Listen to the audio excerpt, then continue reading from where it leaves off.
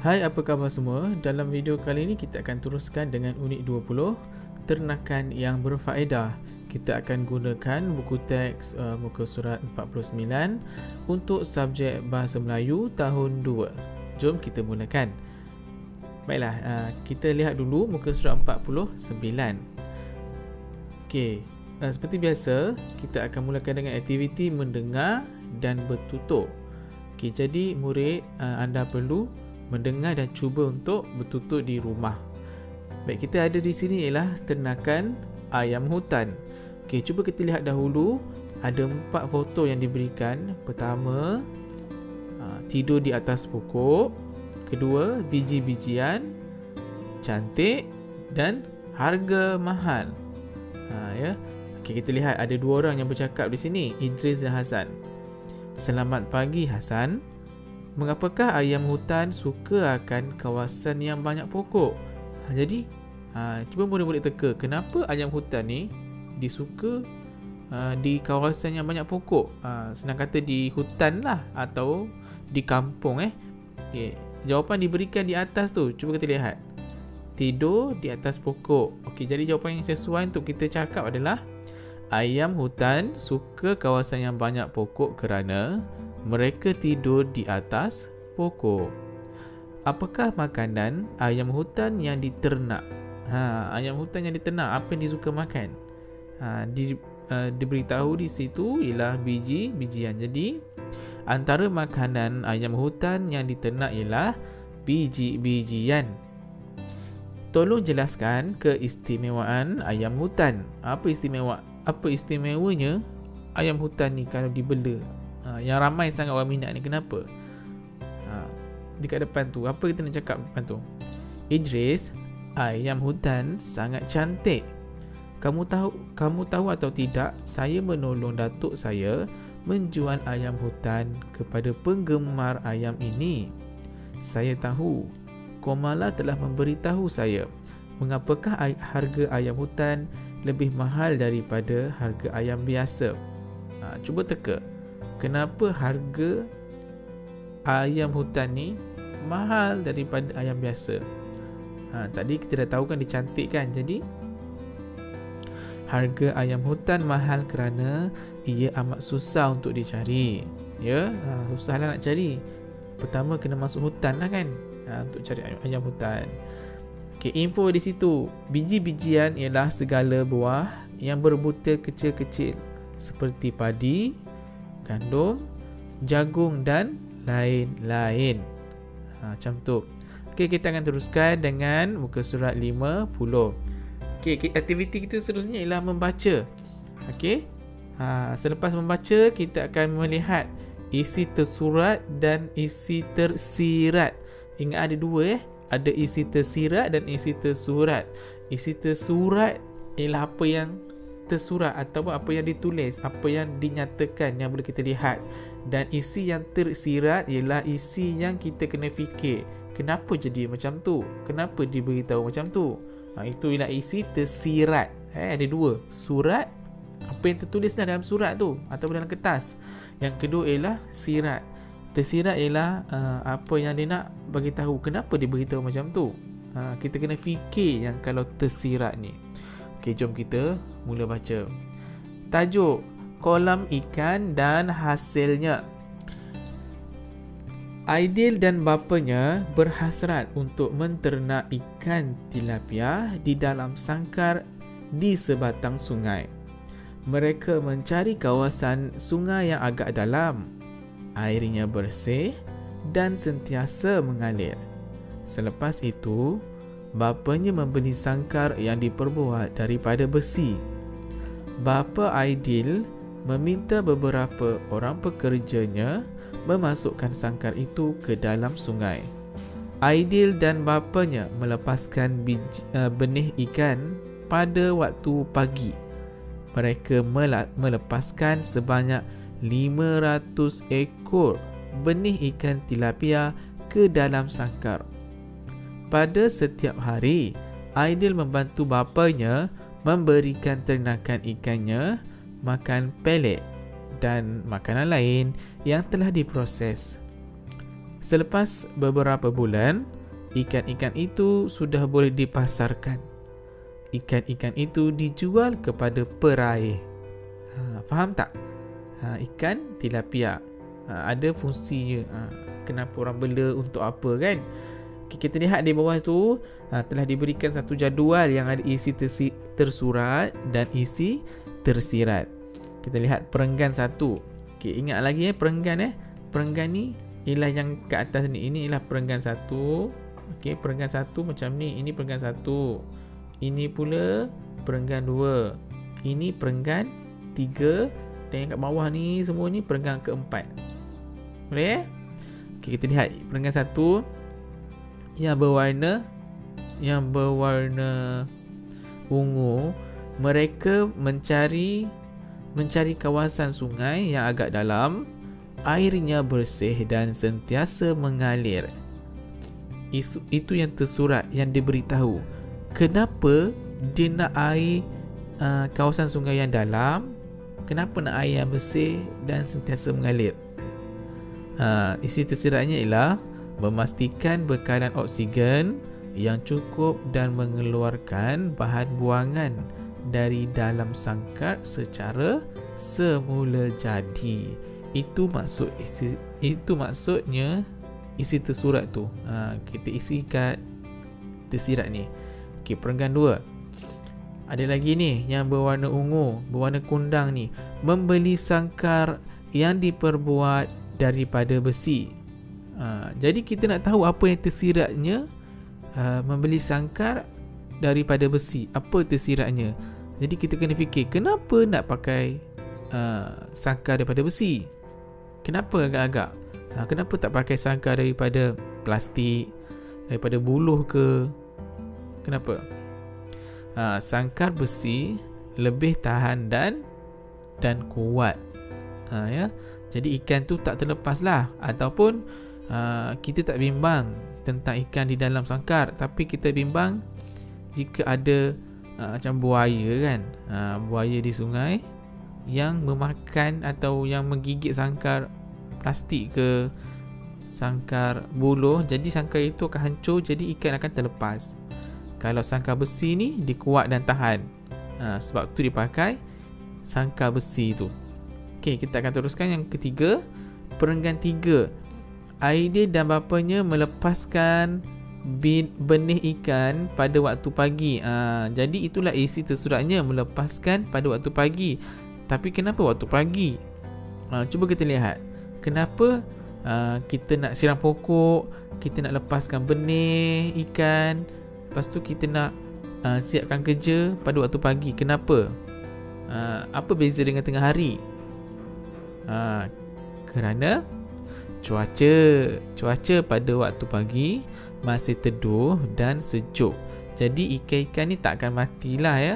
Kalau kita buat tengah hari tu, boleh jadi semasa proses nak lepas benih ikan tu dalam sungai, ikan tu mati sebab panas. Air pun panas. Jadi ikan tak sempat nak pergi ke bahagian yang dalam. Macam tu. Perenggan 3 sudah, dan perenggan terakhir. Apa isi tersuratnya? Aidil membantu bapanya memberikan ternakan ikannya makan pelet dan makanan lain yang telah diproses. Kenapa nak bagi makan? Semua boleh tahu kan? Kalau kita ada bela ikan, kita kenalah bagi makan ikan dalam sangkar. Sebab ikan ni dia mana boleh pergi ke mana-mana kan, dalam sangkar saja. Jadi kita yang kena beri makan. Macam kalau kamu bela kucing lah, kamu bela kucing dalam rumah, rumah tu dikira sangkar lah. Kenapa nak kena bagi makan kucing? Sebab ikan ke ni semua ni sentiasa memastikan ikan sentiasa sihat. Isi tersiratnya memastikan ikan sentiasa sihat. Jadi kita kena tanya balik, kenapa isi tersurat tu dia beritahu macam tu? Kenapa macam tu? Sebab ini. Itulah isi tersiratnya. Ingat isi tersurat, apa yang diberitahu, apa yang dinyatakan, apa yang kamu nampak dalam petikan tu. Dan isi tersirat ialah idea-idea yang kamu perlu tanya.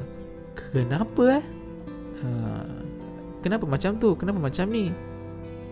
Okey, kita akan teruskan dengan muka surat 52. Maaf, 51 ialah aktiviti imla.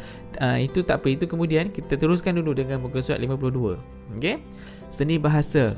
Sang lembu dan sang kerbau. Lembu dan kerbau ada beza kan? Okey. Kita akan baca cerita ni. Jadi lepas cikgu baca, kamu akan baca pula di rumah. Boleh? Okey. Sang lembu melihat sang kerbau sedang menolong tuan mereka membajak sawah. Pada waktu tengah hari, sang lembu berbual dengan sang kerbau. Sang kerbau, aku rasa kamu dipaksa bekerja oleh tuan kita kerana dia tidak sayang akan kamu. Sang lembu, janganlah berkata begitu. Aku berbakti kepada tuan kita. Tuan kita sayang akan aku. Sebab itulah dia tidak suruh aku bekerja. Oh, mungkin tuan kita mahu kamu berehat. Selepas musim menuai, tuan mereka memasang alat pada lembu untuk membawa padi ke kilang. Sang lembu berjalan di hadapan sang kerbau sambil menunduk malu. Aku memohon maaf. Aku tidak akan mengejek kamu lagi. Aku tidak mahu orang berkata aku bodoh macam lembu, walaupun aku lembu. Sang lembu, janganlah malu. Kita sama sahaja. Kita perlu membantu tuan kita. Sejak hari itu, sang lembu dan sang kerbau, cuba kita fikir, ada gambar otak tu. Nampak tak kat situ? Apa yang lembu dengan kerbau, mereka jadi apa selepas tu? Agak-agak masing-masing dah tahu tugas masing-masing kan. Jadi lembu dan kerbau menjadi sahabat yang baik. Kita boleh fikirlah. Kita kena fikir yang tu. Boleh ya? Okey, jadi sekarang ni murid-murid cuba baca di rumah. Kamu cuba baca di hadapan cermin dengan gaya sekali. Mungkin kamu boleh menjadi seorang pembaca cerita yang hebat, kan? Okey, kita akan teruskan. Buku teks, muka surat 53. Ayat dasar. Pakcik Isa penternak ayam. Pakcik Isa pesara. Sebelum tu kita lihat dulu apa itu ayat dasar ni. Okey, ayat dasar ialah ayat yang menjadi dasar atau sumber bagi pembentukan semua ayat lain. Boleh rujuk halaman 33, pola ayat. Okey, maksudnya ayat dasar ini ialah ayat yang dia menjadi kita kata mula-mula sekali kita mesti buat ayat ni supaya kita boleh kembangkan ayat dasar itu.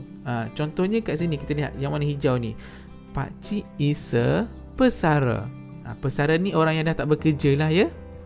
Mungkin sebab dia dah tua kan, atau dia sakit. Beliau pesara tentera darat di Sarawak. Nampak kat situ, Pakcik Isa pesara. Dia beritahu dulu isi yang pertama je, Pakcik Isa ni pesara. Kemudian beliau pesara tentera darat di Sarawak. Beliau ingin mengisi masa lapang di rumah. Beliau membela ayam. Beliau membuat reban. Tahu reban tak ni? Reban ni macam tempat tinggal ayam lah, ataupun sangkar. 1. Pakcik Isa penternak ayam. 2. Beliau memakai sarung tangan. 3. Makanan ayam di dalam mangkuk. 4. Ayam Pakcik Isa sangat lapar. Baik, itulah contoh-contoh kepada kata ayat dasar. Ayat dasar dia mesti ada apa? Frasa nama, kemudian diikuti dengan frasa kerja ke, frasa adjektif, frasa sendi. Cuba lihat balik muka surat 33, buku teks yang pernah kita bincang sebelum ni. Okay, yang bawah tu, ini Makcik Aminah. Kita nak letak apa kat sini? Ini ialah Makcik Aminah. Okey. Nombor 2. Makcik Aminah menyusun. Apa yang disusun tu? Makanan. 3. Makcik Aminah. Apa Makcik Aminah? Seorang penjaja. Pembeli. Pembeli buat apa? Membayar harga makanan. Itulah frasa kerja. Okey, kita lihat Nombor 1 ialah ini ialah Makcik Aminah, frasa nama. Kata nama lah Makcik Aminah ni. Yang kedua, Makcik Aminah menyusun makanan. Menyusun tu adalah menyusunnya perkata kerja kan. Frasa nama dengan frasa kerja. Frasa nama di hadapan, dekat belakang ialah frasa kerja. Makcik Aminah seorang penjaja. Frasa nama Makcik Aminah. Penjaja ialah kata nama juga kan. FN dengan FN. Pembeli, frasa nama. Pembeli buat apa tu? Membayar harga makanan. Membayar ialah frasa kerja, kata kerja kan. Itulah pola ayat. Okey. Baik, kita akan teruskan. Jangan lupa murid untuk tulis dalam buku garis 1. Kita akan teruskan dengan ayat tunggal, muka surat 54. Ternakan puyuh. Encik Johari menghadiri seminar ternakan puyuh di Sarawak. Beliau mendirikan reban di hujung kampung. Cuba kita lihat ada berapa gambar kat situ. 1, 2, 3, 4, 5. Ada 5 gambar kan? Okey. Kita sambung. Beliau menjaga puyuhnya setiap hari. Julaihi ialah pembantu ayahnya pada waktu petang. Beliau memasang lampu di dalam reban. Puyuh Encik Johari semakin banyak di dalam reban. Encik Johari mengira puyuh setiap petang. Banyak telur puyuh di dalam reban. Julaihi mengutip telur puyuh setiap pagi. Encik Johari menjual daging puyuh di pasar. Nenek menggoreng burung puyuh di belakang. Okey, jadi apa yang kamu dah baca, apa yang cikgu dah baca tadi ialah ayat tunggal. Okey, ayat tunggal ni ialah ayat yang mempunyai satu subjek dan satu predikat. Contohnya, Hani pergi ke pejabat pos. Ayat tunggal ni bermaksud ayat tu ada satu sahaja subjek dan predikat. Kita ambil contoh satu kat sini. Okey. Beliau memasang lampu di dalam reban. Nampak sini? Beliau memasang lampu di dalam reban. Okey, subjeknya ialah beliau. Okey, memasang lampu di dalam reban. Itu ialah predikat yang dekat belakang. Okey, contoh lain cikgu bagi ayat tunggal. Ayat tunggal ni dia tak ada dan, dia tak ada di.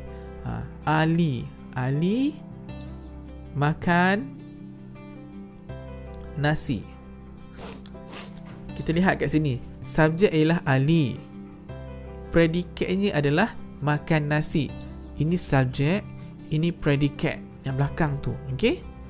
Ali makan nasi. Seorang je Ali, satu je subjek. Tapi kalau kita letak lagi satu, kita tambah lagi satu, Adam makan nasi.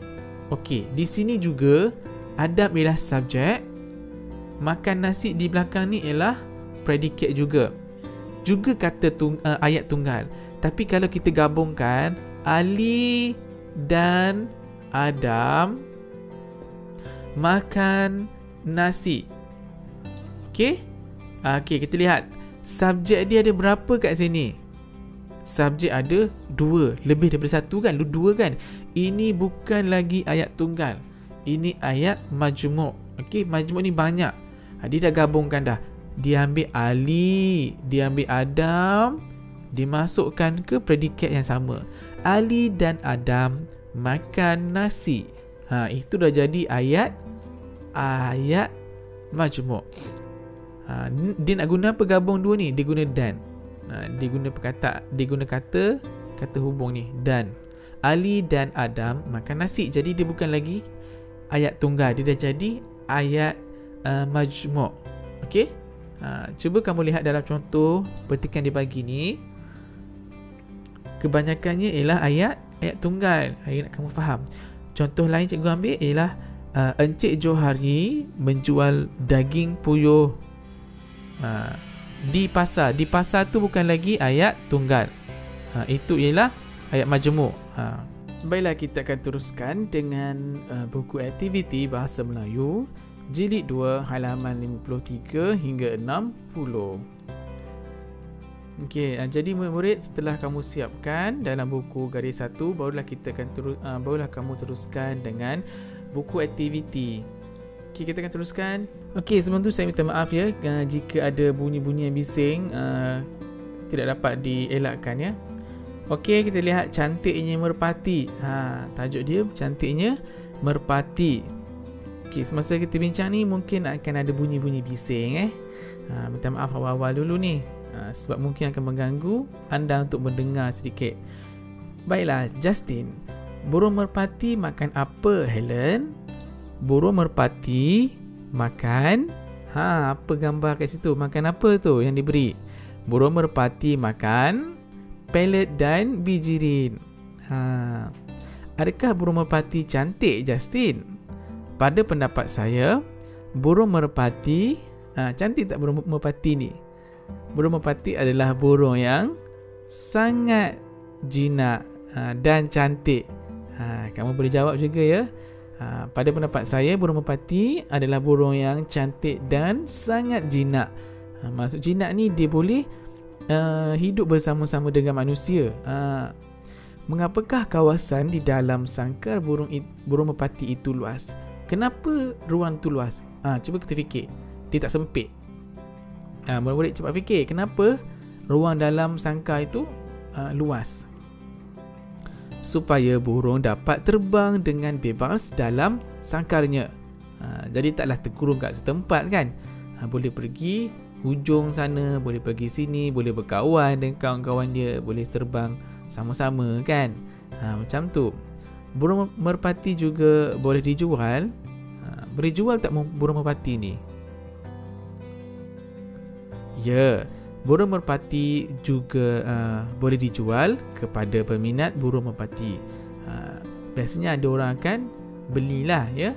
Dia akan bela, sama ada dia nak makan ke, suka-suka bela ke, ikutlah macam mana kan. Kita teruskan dengan buku aktiviti muka surat 54 dan 55. Arahan, padankan dan tulis maklumat dengan betulnya. Perkasam. Siapa kat sini suka perkasam? Dimasam lah kan? Ke dimasin? Ikutlah Okey. Jadi gambar yang ada kat sini, gambar 1, gambar 2, 3, ada 4. Ada 4 gambar kat sini. Okey, jadi di sebelahnya, sebelah kanan tu kita lihat. Jadi kita kena tengok dulu dalam kotak kat tengah-tengah tu dengan yang segitiga-segitiga tu.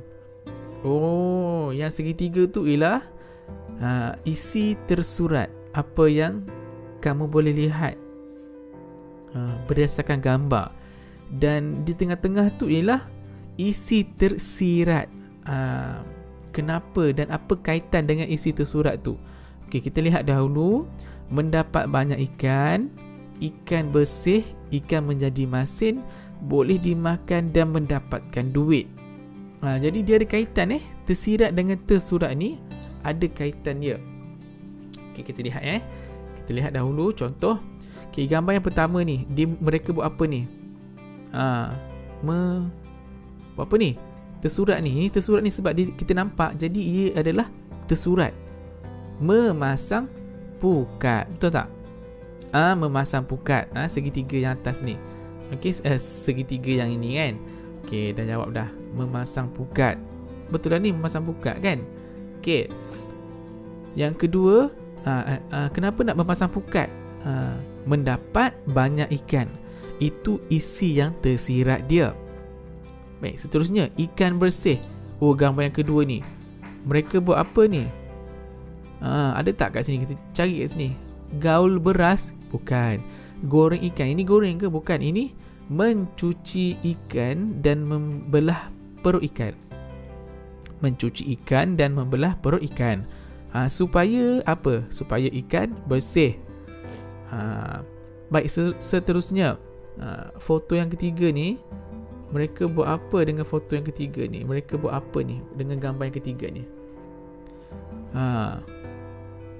Gaul beras dengan garam dan perap bersama dengan ikan di dalam tong. Jadi kalau itu jawapan dia, kenapa nak kena gaul beras apa semua tu?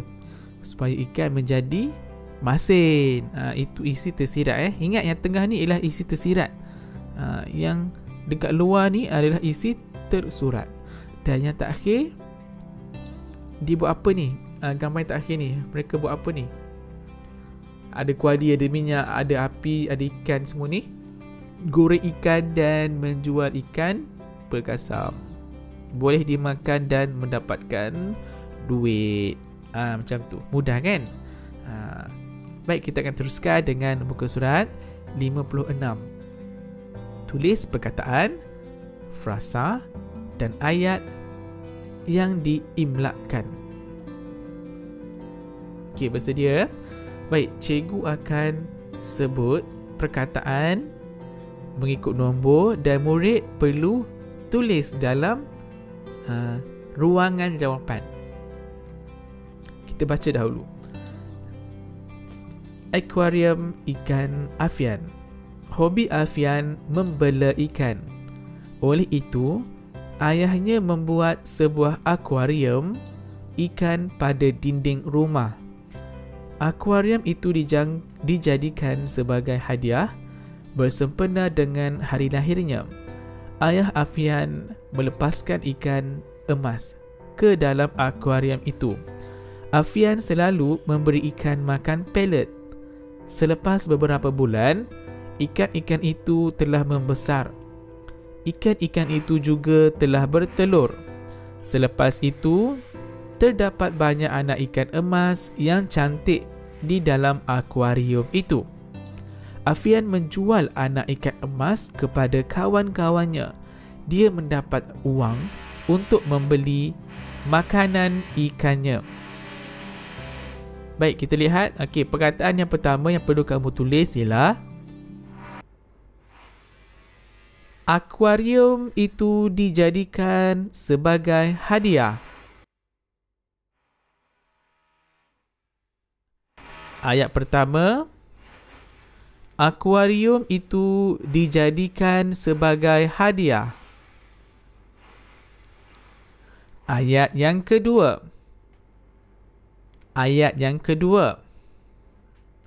Afian selalu memberi ikan makan pelet. Afian selalu memberi ikan makan pelet. Ayat ketiga. Ikan-ikan itu juga telah bertelur. Ikan-ikan itu juga telah bertelur.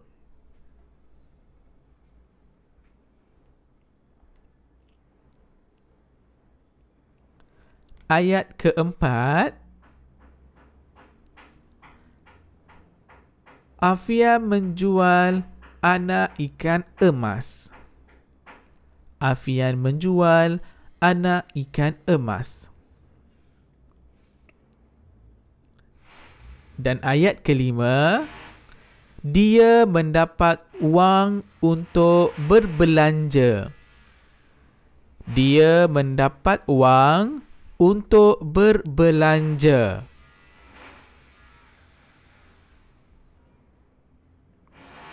Kita akan teruskan dengan muka surat 57.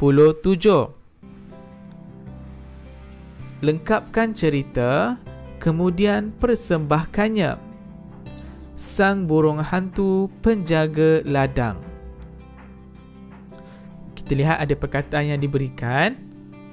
Okey. Sekumpulan. Ada perkataan sekumpulan ketawa, gembira, membela, memikirkan membeli. Pada suatu hari, Makcik Rokiah berasa sangat sedih. Buah sawit di ladangnya sering dirosakkan tikus. Rokiah, mari kita burung hantu. Mari kita apa ni? Mari kita membela burung hantu. Tentu tikus takut akan burung hantu, sebab namanya burung hantu. Kamu takut tak burung hantu ni? Nama je burung hantu, tapi dia bukanlah hantu, kata Pakcik Ramli kepada isterinya. Keesokan harinya, Pakcik Ramli 2 ekor burung hantu. Pakcik Ramli buat apa ni dengan ni? Dia membeli 2 ekor burung hantu. Nama burung hantunya ialah Sang Hantu Besar dan Sang Hantu Kecil. Pada suatu petang, tikus sedang merosakkan setandan sawit.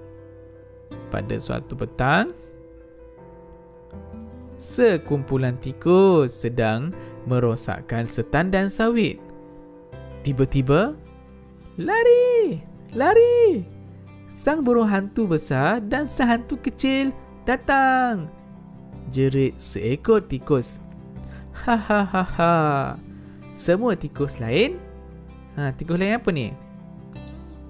Ketawa. Mereka tidak lari kerana mereka apa ni? Kenapa mereka tak lari? Kerana mereka memikirkan tikus itu hanya bergurau. Bergurau je. Tidak ada sang burung hantu besar dan sang hantu kecil di bumi ini. Kamu jangan menipu kami, kata mereka. Kawan-kawan dia kata, jangan tipulah. Macam tu. Akhirnya, semua tikus itu mati kerana dimakan oleh burung hantu. Makcik Rokiah dan Pakcik Ramli berasa... Apa perasaan Makcik Rokiah dan Pakcik Ramli? Gembira sebab tiada lagi tikus. Itulah. Tak percaya kan? Okey, baik, kita teruskan dengan aktiviti muka surat 58. Bina ayat dasar. Cantiknya udang kara. Okey, ada 3 gambar kat sini. Yang pertama, kita boleh agak dia buat apa kan. Yang kedua, dia buat apa tu? Ada duit, ada plastik. Kemudian yang ketiga, ada bank. Kita boleh teka kan. Okay, jom kita bina ayat. 1. Encik Nasir penternak udang. Encik Nasir membela. Dia bela apa tu? Udang apa tu? Udang kara. Okay, ayat ketiga. Apa yang berlaku tu? Ada duit, orang belilah kan. Jadi Encik Nasir menjual hasil ternakannya. Dia dah jual kan. Jadi apa orang tu buat? Dia bagi duit ke dia ambil duit? Terdapat pelanggan membeli udang kara. Dia belilah tu, ada duit. Yang kelima, pergi bank ni. Buat apa agak-agak pergi bank? Encik Nasir mendapat hasil yang lumayan. Hasil tu duit lah, dia jual, dapatlah hasilnya. Dan yang keenam, dia menyimpan wang di dalam bank. Duit simpan dalam bank lah, selamat. Okay, ayat dasar kita buat. Okay, kita akan teruskan dengan yang seterusnya, iaitu bina ayat tunggal berdasarkan gambar. Jadi cikgu ingatkan balik, ayat tunggal ni ialah ayat yang mempunyai satu subjek dan satu predikat. Okay, dia tak ada dan, dia tak ada di, dia tak ada gabungan 2-3 ayat, tak ada. Yang pertama, Encik Basri menanam rumput di kebunnya. Ada 5 gambar. Gambar pertama, gambar kedua, gambar ketiga, cuba lihat dia buat apa tu. Gambar keempat dia buat apa, dan gambar kelima dia buat apa. Okay. Ayat kedua, Encik Basri memasukkan kuda ke dalam kandang. Ketiga, Encik Basri buat apa tu? Dia angkat apa tu? Dia bawa apa tu? Encik Basri membawa rumput kering. Ayat tunggal satu subjek, satu predikat. Dia memberi kuda makan. Dan yang terakhir dia buat apa tu? Encik Basri menjual kudanya kepada peminat kuda. Di sini, cikgu nak terangkan kita buang kepada peminat kuda. Kenapa? Kita nak ayat tunggal. Kita lihat satu persatu. Encik Basri menanam rumput di kebunnya. Encik Basri memasukkan kuda ke dalam kandang. Encik Basri membawa rumput kering. Ayat tu mudah saja. Dia memberi kuda makan. Encik Basri menjual kudanya kepada peminat kuda. Jika anda nak buat Encik Basri menjual kudanya, boleh juga ada titik kat sini. Encik Basri menjual kudanya kepada peminat kuda. Kalau jika anda murid-murid nak buang yang belakang ni pun boleh juga. Tak ada masalah. Kenapa? Cikgu tak nak anda keliru dengan ayat majmuk dan ayat tunggal. Kalau nak tulis penuhnya pun boleh, tak ada masalah. Kita teruskan dengan muka surat terakhir kita, muka surat 60. Kenal pasti ayat tunggal, kemudian salin. Ketam nipah. Imran suka melihat ketam nipah. Imran meminta ayahnya membuat rak daripada besi. Dia dan ayahnya membeli sebuah akuarium fiber. Akuarium itu diletakkan di tempat beratap supaya tidak panas. Seterusnya, Imran membeli beberapa ekor anak ketam nipah untuk dijadikan benih. Kini dia membela 40 ekor ketam nipah di dalam sebuah akuarium fiber. Setiap hari, Imran akan melihat ketam-ketamnya. Dia sangat tenang apabila melihat ketamnya bergerak. Oleh sebab ketamnya telah banyak, dia menjual sebahagian daripada ketam-ketam itu. Dia menjual ketam-ketam itu kepada jiran-jirannya. Jadi kita kena lihat ayat tunggal, ayat yang tak ada dan. Ayat tunggal lah, bukan ayat-ayat majmuk. Yang pertama kita cari, jumpa tak? Imran suka melihat ketam nipah, itu ayat tunggal. Ada satu subjek dan satu predikat. Subjeknya ialah Imran dan predikatnya adalah Imran. Ini subjek dia. Ini subjek dan yang belakang ni ialah predikat. Yang kedua, jumpa tak? Akuarium itu diletakkan di tempat beratap supaya tidak panas. Ayat tunggal. Yang ketiga, kini dia membela 40 ekor ketam nipah di dalam sebuah akuarium fiber. Seterusnya, setiap hari Imran akan melihat ketam-ketamnya. Baik murid. Jadi cikgu harap dengan adanya video ni kamu dapat sedikit sebanyak membantu untuk menyiapkan tugasan kamu. Kita dah berbincang kan. Jadi jangan lupa untuk like dan subscribe. Terima kasih banyak-banyak kerana menonton. Kita jumpa lagi dalam video yang akan datang. Sekian, terima kasih. Bye-bye.